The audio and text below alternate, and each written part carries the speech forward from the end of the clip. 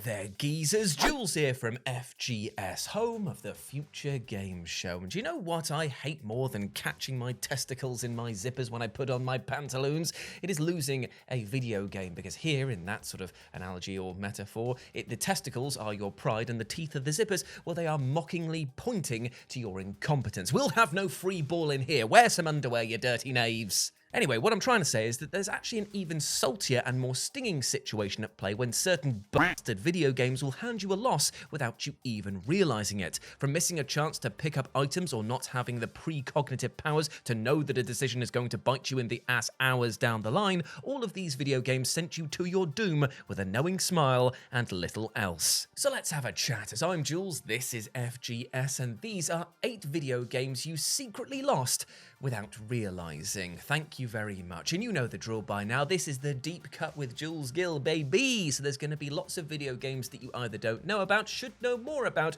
or just haven't thought about in a long old while. So let's get on with this with number 8. Using the Flare, Isle of the Dead. So let's kick things off by talking about Isle of the Dead, which, unlike the verbal pun of Isle of Dogs inferring your poochie preference, here there is very little to love about this DOS stinker. Now, if moving images of this game are convincing you that it would be kind of like playing Wolfenstein 3D or other first-person shooters of its ilk, then you need to have a word with yourself, my friend, because this gameplay right here is about as appetizing as trying to drink your cremated nan. It is dry. However, protein nana banana shake aside, we're here to talk about how Isle of the Dead served you up a loss alongside its gritty as gruel gameplay. And it decides to dish this delightful dead end right in the first screen, where the player is able to grab some equipment from their downed plane. Now, alongside some weapons, health, and a compass is a flare gun, which, seeing as you're stuck on a deserted island, might come in handy for getting the attention of rescuers.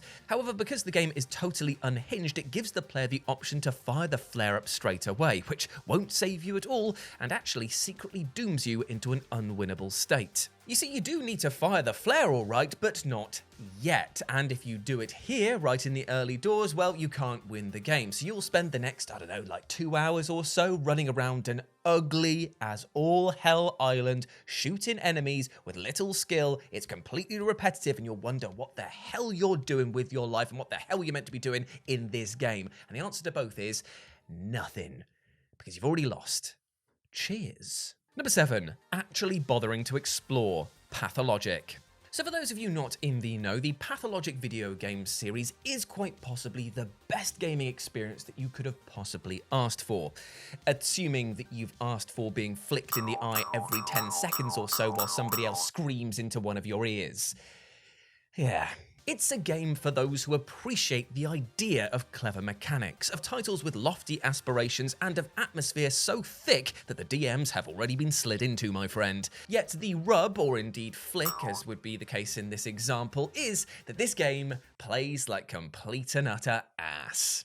It also uses obtuse linguistic flares that are designed to confuse you and basically punishes you for trying to play it with gamer logic. And it's also crushingly scant in helping guide the player, which will lead to situations where, because you didn't grab a key item from an unmarked location in the first 30 minutes or so, you're now left a weeping wreck 20 hours in when you can't actually progress further. Oh, and to make matters worse, some characters in this game straight up lie to you, telling you that an item is over here and you've trudged all the way to the edge of the map only to find out, no, it's not. It's in the other corner, so you just angrily, frustratedly trudge really slowly. Seriously, the protagonist of this game needs to do some fucking cardio.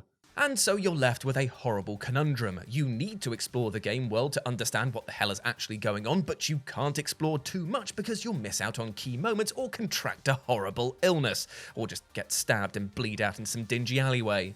And this translates to a video game experience that wants you to play it in a very specific way. And if you try to think that you are smarter than it, you will pay, my friend. And the only way that you're going to learn what the right answers are is to make all of the wrong ones first. Cool. It is as punishing as it sounds. And yet, I really like this game. I don't know why. Maybe because of the fact that H-Bomber Guy did like a 2-hour retrospective on why this game's brilliant. And I was like, yeah, cool. I'm up for punishment. I love XCOM. And hell, even when you win in Pathologic, it's not really winning. It's just a smidge above failure. Enjoy. Number 6, playing on hard mode, Tetris Mobile. Okay, my friends, it is time to don the hazmat suits because we are about to take a trip over to the absolute fetid swamp that is the world of mobile gaming. In fact, I'm looking for a pair of salad tongs because I do not want to touch this next entry with my actual hands. It is tepid garbage. And bobbing in the mire today is none other than the Tetris mobile game, which upon first glance might actually look pretty tame, but is in fact a title so insidiously greasy that it will give you clogged arteries the moment you hit the title screen. For you see, dear friends, thanks to a 2023 update that dropped a few months back, this title became less of an example of pay to win, but pay to survive. The title had been rightly dinged since launch because of its incredibly aggressive insistence that the player part with real-world cash for in-game currency, but this took on a whole new light with the addition of hard levels, which, as the name suggests, are more challenging scenarios that are designed to push the player to their limits. And let me tell you, friends, the limits were found pretty f***ing quickly when it came to hard mode because, as it turned out in a very detailed Reddit post, that there was actually some really horrible number crunching going on in the background. So much so that they basically didn't give you enough turns to complete the level unless you spent real-world money in order to do it. You could be playing perfectly, right? And you'd still lose. What about this is fun? What about this is okay? Of course, the game never advertises this because that would be plain stupid. No, it's far more content to just be evil incarnate and the worst example of how the gaming industry at large is an utter horror show sometimes. And speaking of the gaming industry, I'm dying out here, brothers, so why not be an absolute massive ledge like I know you are and subscribe to the FGS YouTube channel. If you do so, you'll be supporting me and the rest of the team and you'll be staying up to date with all of the content we're putting out. We do daily shorts, we have the weekly deep cut with Jules baby, and there's also a brand new series that's coming out very soon designed to help you find brand new games that you might not have heard about. So why not do it? Do it now, you coward. What are you, afraid? No, please help me out. Number 5, the game is broken and the devs don't care. Robocop for the Commodore 64.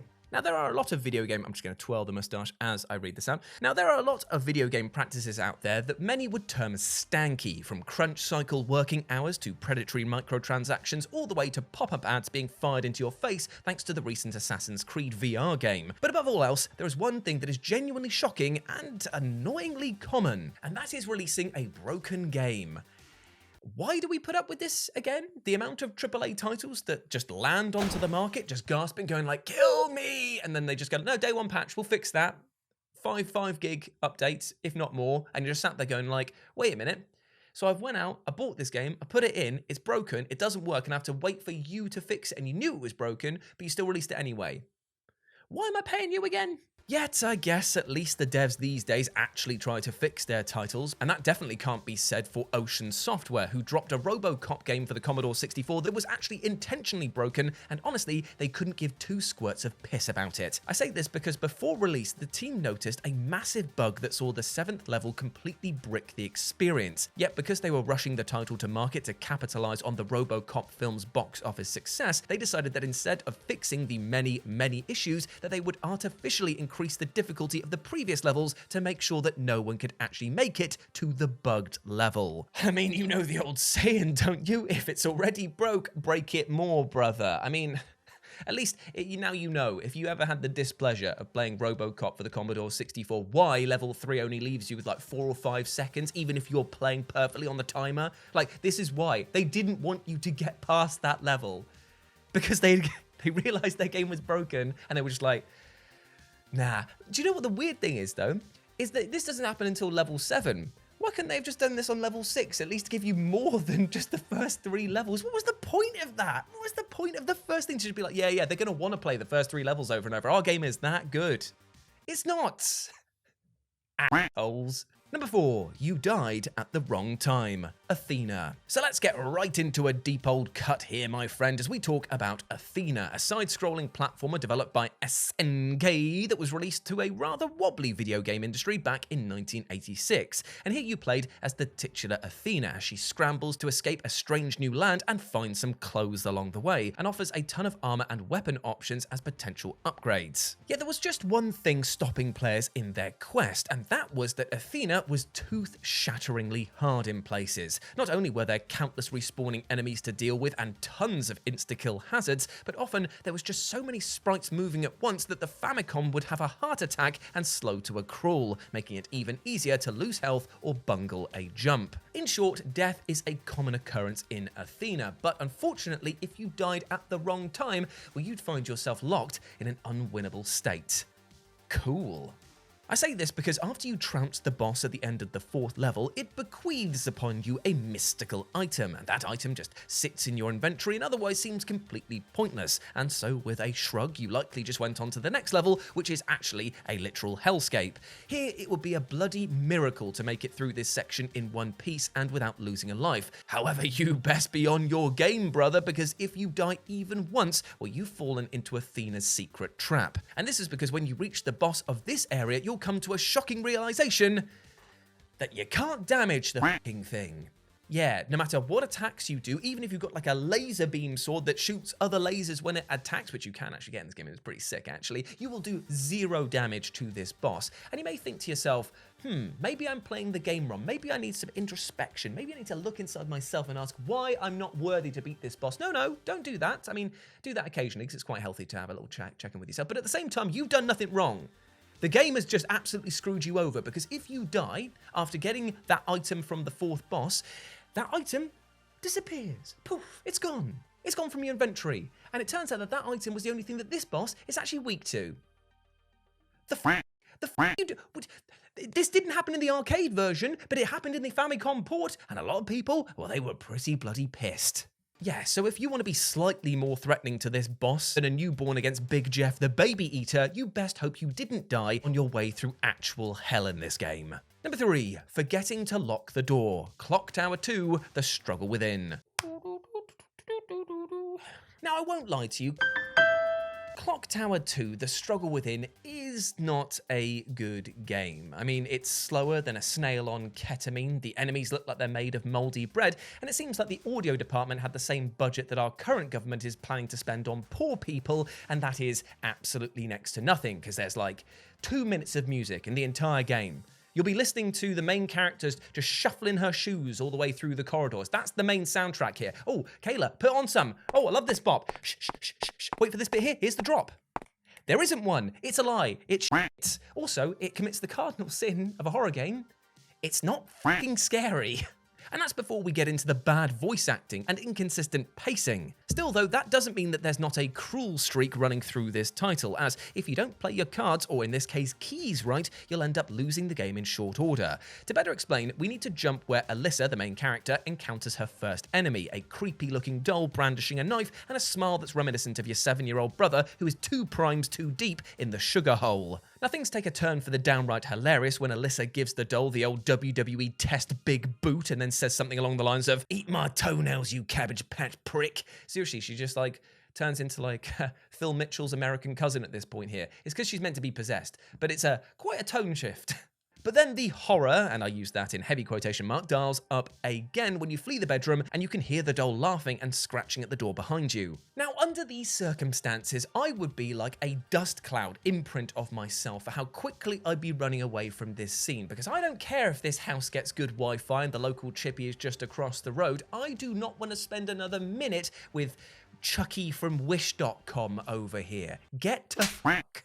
And so you might rightly just run away and proceed with the rest of the game. However, it turns out that the game actually wants you to turn around and lock this door once more with the key you used to open it, something that the game doesn't even tell you that you can do, and this will prevent the doll from escaping. If you don't do this, you'll get a game over shortly after when the little freak escapes and stabs you up good. Annoyingly, this is a death that kind of makes sense because you would try and lock the door to stop the evil doll from coming out, but at the same time, the game never tells you you can do it, and it's very rarely used again going forward, so fantastic. Number 2, doing anything. 7 minutes. Now, some video games are built as expressions of passion. Others are designed to provide emotional anchor points for players and allow them to better understand themselves. And of course, there are games that are just here to have a bloody good time. But indie platformer 7 Minutes, however, is none of these things. This is a game that is designed to purely piss you off at every conceivable level. As the title suggests, you have 7 minutes to escape a prison of malicious design, filled with insta-kill hazards and which will require pixel-perfect platforming in order to overcome.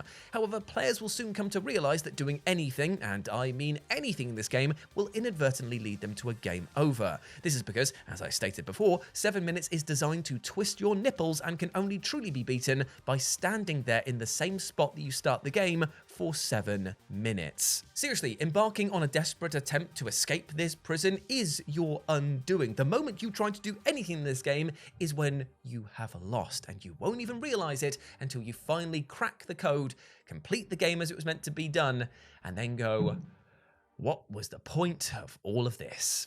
And number 1, Breaking the Mirrors, Alone in the Dark. Oh, Alone in the Dark, you are such a relentlessly weird series that it's impossible not to love you. When you're not playing with fire physics and terrible driving sections, you're delivering experiences that tread the horror comedy line so inconsistently that you'll be laughing and then screaming with each different breath. However, in between both of these breaths is a third micro breath that will start growing and growing and growing sometimes because of the fact that there is also a ton of rage and screaming that you'll be doing in anger at the Alone in the Dark series. And while this could come from the original game's wonky controls or obtuse puzzles, it truly reaches a laser focus when it comes to banishing the 2 night gaunt enemies that are blocking the 3rd floor stairwell. These blocky horrors are impervious to all of your weapons and will hit you like a badly animated truck, yet you've got to find a way to defeat them in order to proceed. And it turns out that in order to do so, you need to place 2 small mirrors on 2 different cherub statues, which will banish these demons back to the blocky hell they came from.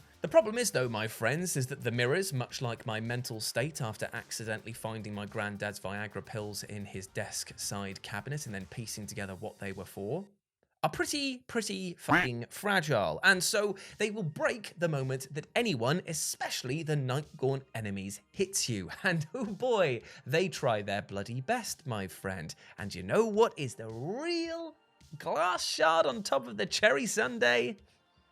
There are only 2 of them in the entire game, and once they're broken, you're done, son. So if they break your mirror, you cannot proceed. You have lost the game by getting hit once. Ooh. Thankfully, you'll learn the lesson of avoiding these horrors, but likely only after trundling around for like half an hour or so looking for replacements, only to come to the realization that you've locked yourself out of any and all progress. Great times. And there we go, my friends. Those were 8 video games that you secretly lost without realizing. I hope that you enjoyed that, and please let me know what you thought about it down in the comment section below. And if you want to catch up with me on the social medias, I am over here, and you can follow my lovely editor, Kayla, over here as well. But before I go, I just want to say one thing. Even though we spoke today about secret ways that you could end up losing, I'm going to tell you one way right now in front of everyone else that you can end up winning, and that is just by being kind to yourself. You deserve love, happiness, and success, and do not let anything or anyone else tell you otherwise. You are a massive ledge, and I want you to go out there and smash your life goals today, because I believe in you, and you need to believe in yourself as well. All right? Excuse me. As always, I've been Jules. You have been awesome. Never forget that, and I'll speak to you soon. Bye.